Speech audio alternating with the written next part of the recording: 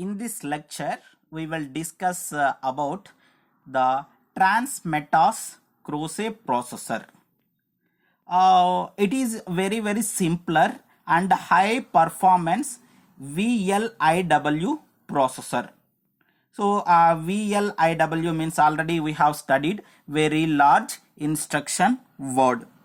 So here it will consist of two integer units, one floating point, one memory unit and one branch unit. So totally it is consisting of 5 functional units in the CPU itself. So there are two are integer units, one is a floating unit, one is a memory unit, another one is branch unit. Of course here the long instruction, this is nothing but the long instruction which we are going to be making use in case of VLIW. The long instruction we used to call it as molecule. So the molecule may consist of 64 to 128 bits. So each molecule can contain some atoms. Usually the atom here we used to call it as an atom. Atom means which is consisting of 4 RISC instructions. Okay, so each molecule can contain up to 4 RISC like instructions. We usually call it as the atoms. Okay, but the atoms are going to be executed in parallel manner. So the molecules are executed in order one after the other. So atoms are executing in parallel manner, but whereas coming to the molecules, it will execute one after the other. The processor using the same technology as what is that in case of scalar also we are going to be making use the same technology, and comparable performance level is means particularly if you will compare with the what is that chip area, this means this Croce processor where we are going to be making use of this VLIW as the parameter, it occupies only 50% of the chip area. So the chip area is going to be reduced. Here usually if you will see the Pentium processor, if you will see in case of that Pentium processor, when it will place a DVD, it will go up to 105 degrees centigrade. Okay, to place a DVD 105 degrees centigrade it will reaches. So obviously what we should have a fan or heat sink like arrangement, okay, to overcome this heat dissipation, which is going to be a failure when compared with this processor. Because if we are going to be making use this Croce processor, the DVD it will place at 45 degrees centigrade itself. So no need to go for any cooling activity. So here it is best when compared with the heat dissipation. Now here the one more main parameter it is, okay, code morphing software. So here we are going to be making use code morphing software. Here this code morphing software, what it will do is it will converts one instruction set architecture into another instruction set architecture. Means it is something like it is going to be converting one code of form into another code. Okay, the code from one form to the another form. So here let me consider if we are going to be writing the program, why we have to go for this morphing software is, okay, if you will write the program in x86 code, it will translate that x86 code into VLIW, that is very large scale instruction word.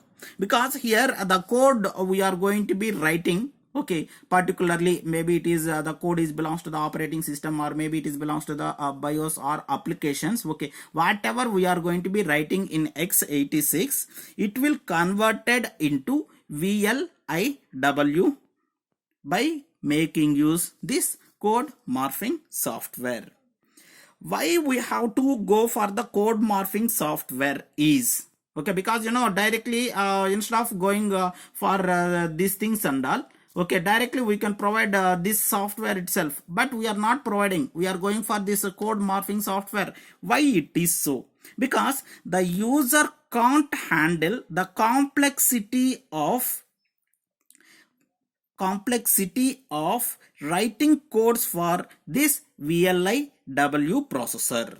So the user can't handle the complexity. So we are going for this morphing software. If we are change only, let me consider that, okay, here the software day by day it is going to be changing its generations, maybe by means of bits, means operation bits or something else. Okay, here if you want to change, okay, no need to change again this VLIW software. If you are going to be upgrading this code morphing software itself, okay, automatically this VLIW is going to be upgraded. So here if you will see, the translation process is going to be done in 3 steps. Okay, usually we used to call it as the pass. So if you will see, in case of this first pass, the translator system decodes x86 instructions and translate into a simple sequence of atoms. So it will convert into the atoms. Next, coming to the second one, translator performs typical compiler optimization. So here we have to see the keyword, that is nothing but the optimization. So here optimization, how it is going to be done is, okay, some codes generated by the compiler are never executed. Okay, so here it will, even though the compiler is going to be generated, but it is going to be never executed. So we can remove such type of instructions. So there the optimization we are going to be making use. At the same time, when we are going to be compiling, let me consider that the same compilation is going to be done n times, but no need to go for the n times, only one time is enough. Okay, so at that time we can go for the optimization and we can remove this.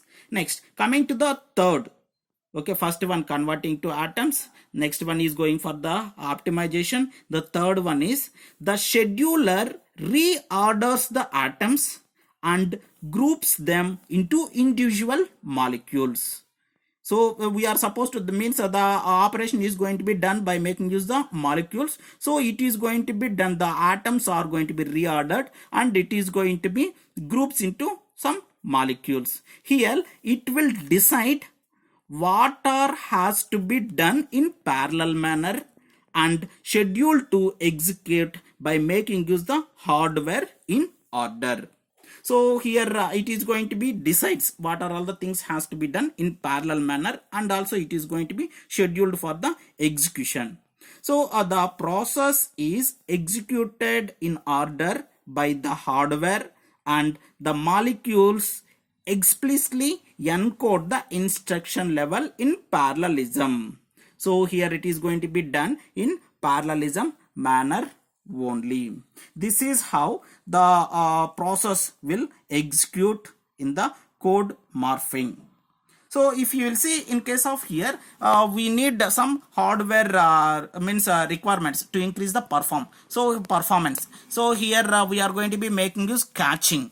Why we have to make use the caching is, okay, first what we are supposed to do, we are supposed to store this code mapping software. That is why we should go for one cache memory. In the same lines, the instructions executed in the atoms also, means oftenly we are going to be making use the instructions. That oftenly used instructions also we are going to be storing in cache memory itself. Next we will do the filtering, that is nothing but the optimization which has been taken place in pass 2 itself. Next, prediction and path selection. So if you will see, based upon the operation, okay, the system itself it will decide whether it has to make use the critical path or whether it has to make use the non-critical path. So it itself it will predict and it will make use that particular path okay, and it will be done.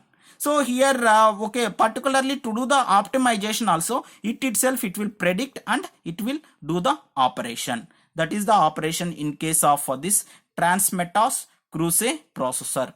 Thank you.